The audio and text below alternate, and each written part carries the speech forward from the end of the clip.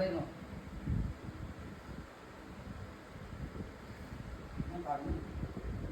Is mahayop pa. Parang wala na masyado. Okay. May nag-init kasi sa akin. Parang inano lang to. Ihip tao doon. Iihip. Inanong ganun lang. Maihip. Nag-iihip lang sila.